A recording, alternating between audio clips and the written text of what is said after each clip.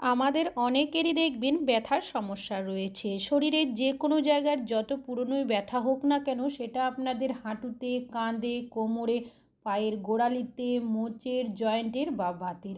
আজ আমি আপনাদের কাছে এমনই একটা রেমেডি শেয়ার করব, যেটা আপনারা যদি একবার ব্যবহার করেন, আপনাদের যে কোনো ধরনের ব্যথা দেখবেন 5 মিনিটের মধ্যেই চলে যাবে।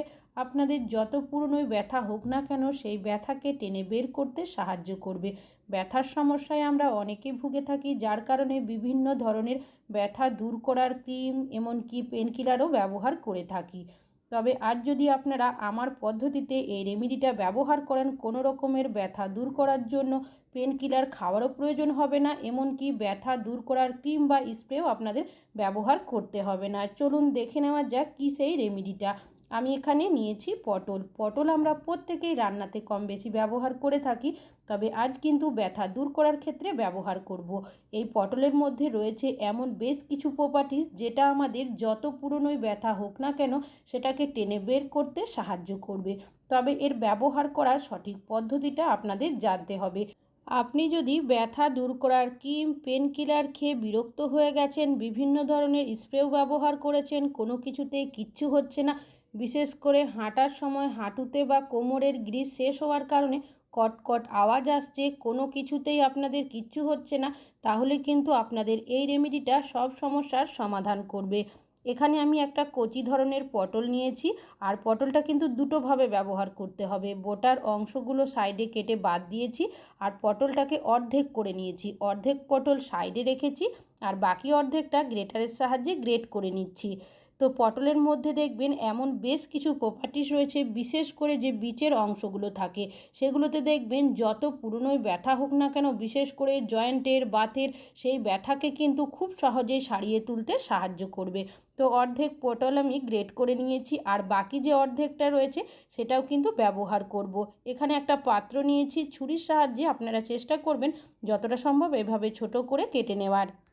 ব্যথার সমস্যা আমাদের অনেকেরই রয়েছে। অনেক সময় দেখবেন ছোট বাচ্চারা খেলাধুলো করতে গিয়ে হাতে পায়ে চোট লাগিয়ে নেয়, ব্যথার জায়গাটা অনেকটা ফুলেও থাকে।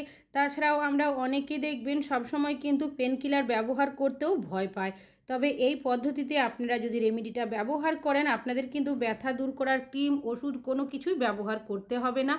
তো আমি যে পটলটা টুকরো করে নিয়েছিলাম, পাত্রটাকে সাইডে করে দিয়েছি, আর নিয়ে নিচ্ছি এখানে রসুন। রসুনও আমাদের বাতের ব্যথার মতো ব্যথা দূর করতে খুব ভালো কাজ করে। রসুনের যে রসটা রয়েছে সেটা যাতে বেরিয়ে আসে, সেটা কিন্তু লক্ষ্য রাখবে। আমি এখানে গ্রেটার দিয়ে গ্রেট করছি, আপনারা চাইলে রসুনটা কিন্তু থেতো করেও ব্যবহার করতে পারেন। এবার এখানে আমি দিয়ে দিচ্ছি সামান্য পরিমাণের লবণ। লবণ কী করবে, বিষ ব্যথা দূর করতে সাহায্য করবে। তাছাড়াও অনেক সময় হাতে পায়ে চোট লেগে গেলে ব্যথার জায়গাটা অনেকটাই ফুলে ওঠে, সেই ফোলা ভাবটাও অনেকটাই কম করে দেবে। খুব ভালো করে সব উপকরণগুলো মিশিয়ে নেব। এবার পাত্রটাকে আমি সাইডে সরিয়ে রাখবো 5 মিনিটের জন্য। অন্যদিকে নিয়ে নিচ্ছি বেশ কিছুটা লবঙ্গ। লবঙ্গর মধ্যে এমন বেশ কিছু প্রপার্টিস থাকে, যেটা আমাদের ব্যথা দূর করতে খুব ভালো কাজ করে। তাছাড়াও অনেকেরই দেখবেন হাঁটুর মধ্যে, কোমরের মধ্যে গ্রিস শেষ হয়ে যায়, সেই গ্রিস বানাতেও সাহায্য করে। তাছাড়াও বিশেষ করে দেখবেন বাতের ব্যথার মতো যে কঠিন ব্যথা থাকে, সেই ব্যথাকেও টেনে বের করতে সাহায্য করে। তবে ডাইরেক্ট ব্যবহার করবেন না, এটাকে একটু থেতো করে নেবেন। এখানে একটা পলিথিনের মধ্যে আমি লবঙ্গগুলো নিয়েছি, আর লবঙ্গর মধ্যে যাতে ফুলগুলো থাকে সেগুলো কিন্তু অবশ্যই আপনারা দেখে নেবেন। তো দেখতেই পাচ্ছেন লবঙ্গটা কিন্তু থেতো করে নেওয়া হয়ে গেছে। এবার একটা পাত্রের মধ্যে আমি থেতো করা লবঙ্গটা দিয়ে দিচ্ছি, আর নিয়েছি এখানে তেজপাতা। তেজপাতা কি করবে, এখানে ব্যথার জায়গার মধ্যে অনেকেরই দেখবেন গ্রিস শেষ হয়ে যায়, যার কারণে কটকট আওয়াজ উঠতে থাকে। সেই গ্রিস শেষ হয়ে গেলে গ্রিস বানাতে সাহায্য করবে, এমনকি ব্যথার জায়গায় যে কটকট আওয়াজ আসে সেটাও কিন্তু অনেকাংশেই কম করে দেবে। তেজপাতাটাকে যতটা সম্ভব হাত দিয়ে ছোট করে টুকরো করে দিয়েছি, আর নিয়েছি এখানে হলুদ গুঁড়ো। হলুদ গুঁড়ো প্রদাহ কমাতে সাহায্য করে, এমনকি ব্যথা উপশম করতেও সাহায্য করে। তাছাড়াও ন্যাচারাল পেনকিলার হিসাবেও কিন্তু হলুদের ব্যবহার আমরা অনেকেই করে থাকি। সব উপকরণগুলো প্রথমে ভালো করে মিশিয়ে নিতে হবে। ব্যথার সমস্যায় অনেকেই ভুগে থাকি। আপনারা পেনকিলার, ব্যথা দূর করার ক্রিম ব্যবহার না করে ঘরোয়া উপায়ে যদি এই রেমেডিটা ব্যবহার করতে পারেন, আপনাদের ব্যথা দেখবেন খুব কম সময়ের মধ্যেই সেরে যাবে। এখানে আমি দিয়েছি বেশ কিছুটা পরিমাণের সর্ষের তেল। সর্ষের তেল হাড়কে মজবুত করে, এমনকি গ্রিস বানাতেও সাহায্য করে। তারপর আবারও এটাকে খুব ভালো করে মিশিয়ে নেব। খুব ভালো করে মিশিয়ে নেওয়ার পর পাত্রটাকে 5 মিনিট মতো সাইডে রেখে দেবেন।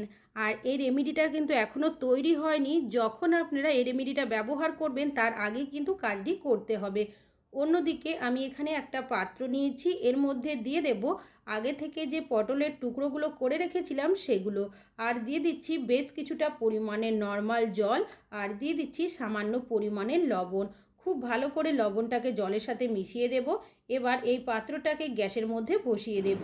গ্যাসের ফ্লেমটাকে মিডিয়ামে রেখে এটাকে 2 থেকে 3 মিনিট খুব ভালো করে ফুটিয়ে নিতে হবে, যাতে করে পটলের যে উপকারিতা গুণটা থাকে জলের সাথে মিশে যায়। তো দেখতেই পাচ্ছেন খুব ভালো করে এটা ফুটে গেছে। গ্যাসের ফ্লেমটাকে বন্ধ করে পাত্রটাকে সাইডে নামিয়ে রাখবো, যাতে করে মিশ্রণটা একটু ঠান্ডা হয়ে যায়। অন্যদিকে আগে যে মিশ্রণটা রেডি করে রেখেছিলাম সেটা ব্যবহার করার আগে আপনারা গ্যাসের মধ্যে বসিয়ে মিডিয়াম ফ্লেমে এটাকে নাড়াচাড়া করে খুব ভালো করে ফুটিয়ে নেবেন, যাতে করে এখানে যে লবঙ্গর ব্যবহার করা হয়েছে, তেজপাতা, হলুদ গুঁড়োর ব্যবহার করা হয়েছে, তেলের সাথে যাতে সব উপকরণগুলো খুব ভালোভাবে মিশে যায়।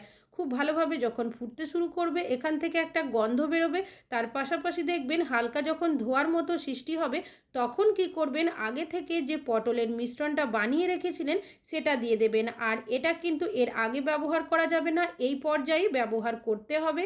এবার গ্যাসের ফ্লেমটাকে লোতে রেখে এটাকে খুব ভালো করে 1 মিনিট নাড়াচাড়া করে ফুটিয়ে নেবেন। 1 মিনিট পর আপনারা গ্যাসের ফ্লেমটাকে বন্ধ করে দেবেন আর এই পাত্রটাকে নামিয়ে নেবেন, যাতে করে এই মিশ্রণটা হালকা একটু ঠান্ডা হয়ে যায়। অন্যদিকে আগে থেকে যে মিশ্রণটা বানিয়ে রেখেছিলাম সেটা কিন্তু এখন কুসুম গরম অবস্থায় রয়েছে। তবে যখন ব্যবহার করবেন অতিরিক্ত গরম বা অতিরিক্ত ঠান্ডা ব্যবহার করবেন না, কুসুম গরম অবস্থাতে ব্যবহার করতে হবে। এখানে একটা কাপড়ের টুকরো নিয়েছি, এই মিশ্রণের মধ্যে দিয়ে খুব ভালো করে ডিপ করে নিংড়ে নিয়েছি। কি কাজে ব্যবহার করবেন, আপনাদের যে জায়গার মধ্যে ব্যথা করবে সেই জায়গার মধ্যে আপনারা এইভাবে মিশ্রণ বানিয়ে সেক দিয়ে নেবেন। যখন ব্যথার জায়গার মধ্যে এইভাবে সেক করবেন দেখবেন ব্যথা কিন্তু আপনাদের অনেকটাই কম হয়ে যাবে। অনেক সময় ছোট বাচ্চারা খেলাধুলো করতে গিয়ে হাতে পায়ে চোট লাগিয়ে নেয়, সেক্ষেত্রেও কিন্তু এইভাবে মিশ্রণ বানিয়ে আপনারা সেক করে নিতে পারেন। সকাল সন্ধ্যা সপ্তাহে যদি 3 দিন আপনারা ব্যথার জায়গার মধ্যে এইভাবে সেক করতে পারেন, দেখবেন ব্যথা কিন্তু আপনাদের তুলনামূলকভাবে অনেকটাই কম হয়ে যাবে। অনেকেই আছে বিভিন্ন ওষুধ খেয়ে থাকে, বিভিন্ন ধরনের ক্রিম বা স্প্রে ব্যবহার করে থাকে, তবু দেখা যায় ব্যথা কিন্তু কমতেই চায় না। অনেক সময় ব্যথার জায়গার মধ্যে কনকন শিরশিরও করতে থাকে। এই পদ্ধতিতে রেমেডিটা স্টেপ বাই স্টেপ যদি আপনারা ব্যবহার করেন আপনাদের ব্যথা দেখবেন চিরতরের জন্য ঠিক হয়ে যাবে। প্রথমে সেক করে নেবেন, তারপর যে মিশ্রণটা বানিয়েছি সেটা ব্যবহার করবেন। আর এই মিশ্রণটা কিন্তু কুসুম গরম অবস্থাতে ব্যবহার করতে হবে। মিশ্রণের মধ্যে যে তেলটা রয়েছে সেটা আপনারা ব্যথার জায়গার মধ্যে এইভাবে দিয়ে আলতো হাতে মালিশ করবেন। তবে চাইলে এইভাবে মিশ্রণ বানিয়ে 1 সপ্তাহের জন্য কিন্তু স্টোর করতে পারেন, ব্যবহার করা যাবে। তবে যখন আপনারা মিশ্রণটা এইভাবে করে ব্যবহার করবেন তার আগে কিন্তু কুসুম গরম করে নিতে হবে, ঠান্ডা কিন্তু ব্যবহার করা যাবে না। অনেকেই আছে দেখবেন ভারী কোনো জিনিস তুলতে পারে না, আঙুলের যে ভাঁজের অংশগুলো থাকে সেগুলোতে টান ধরে আসে। তাছাড়াও অনেক সময় আমরা যখন রান্নাবাড়ি করি সেক্ষেত্রেও দেখবেন নাড়াচাড়া করতে গেলে হাতে প্রচণ্ড ব্যথা করে, সেক্ষেত্রেও কিন্তু আপনারা এভাবে ব্যবহার করতে পারেন। তাছাড়াও বয়স্করা দেখবেন একটু বেশিক্ষণ হাঁটাচলা করলেই পায়ের মধ্যে ব্যথা করে, এমনকি দাঁড়িয়ে থাকতে পারে না, পায়ের গোড়ালির মধ্যে এতটাই ব্যথা করে। তাছাড়াও দেখবেন অনেকে রয়েছে তাদের হাতের মধ্যে বা পায়ের মধ্যে যে মাংস পেশি থাকে তার মধ্যেও টান ধরে আসে, যার কারণে অনেকে বিভিন্ন ধরনের পেন কিলার, ব্যথা দূর করার ওষুধ বা ক্রিম ব্যবহার করে। তবে আপনারা যদি এই রেমেডিটা স্টেপ বাই স্টেপ ফলো করতে পারেন আপনাদের ব্যথা দেখবেন চিরতরের জন্য ঠিক হয়ে যাবে। তবে অনেকেরই দেখবেন ব্যথা এতটাই থাকে যার কারণে পেন কিলার, ব্যথা দূর করার ক্রিম বা ওষুধ কিন্তু ব্যবহার করতে বাধ্য হয়ে যায়, কেন কি ব্যথার জায়গার মধ্যে কনকন শিরশির করতে থাকে। সেক্ষেত্রে আপনারা এইভাবে মিশ্রণ বানিয়ে প্রথমে তেল দিয়ে তো মালিশ করবেনই মিশ্রণের, তারপর কি করবেন যে মিশ্রণটা রয়েছে সেটা কুসুম গরম অবস্থাতে ব্যথার জায়গার মধ্যে লাগিয়ে নেবেন।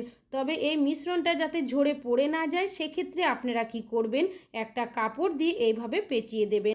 এতে করে কি হবে, জায়গাটিও গরম থাকবে, এমনকি মিশ্রণটাও ব্যথার জায়গার মধ্যে অনেকক্ষণ থাকবে। 30 থেকে 40 মিনিট আপনারা এইভাবে অবশ্যই রাখবেন, এর থেকে বেশি রাখতে পারেন, কোনো সমস্যা নেই। তবে মিশ্রণটা দেওয়ার সাথে সাথে কিন্তু তুলবেন না। এইভাবে রাখবেন, যাদের অতিরিক্ত ব্যথা থাকবে তাদের দেখবেন ব্যথা কিন্তু আস্তে আস্তে চলে যাবে। কোনো রকমের পেন কিলার, ব্যথা দূর করার ওষুধ, ক্রিম ব্যবহার করতেই হবে না। 30 মিনিট পর আপনারা কি করবেন, যে কাপড়টা দিয়ে পেঁচিয়ে রাখবেন সেটা দিয়ে আলতো হাতে জায়গাটি মুছে পরিষ্কার করে নেবেন। তবে যে তেল ভাবটা থাকবে সেটা কিন্তু সাথে সাথে জল দিয়ে ধুয়ে পরিষ্কার করবেন না। তবে যদি জল দিয়ে ধুয়ে পরিষ্কার করারই থাকে সেক্ষেত্রে আপনারা কুসুম গরম জল করে নেবেন, সেটা দিয়ে আবারও 30 থেকে 40 মিনিট পর ব্যথার জায়গাটা এইভাবে মুছে পরিষ্কার করে নেবেন।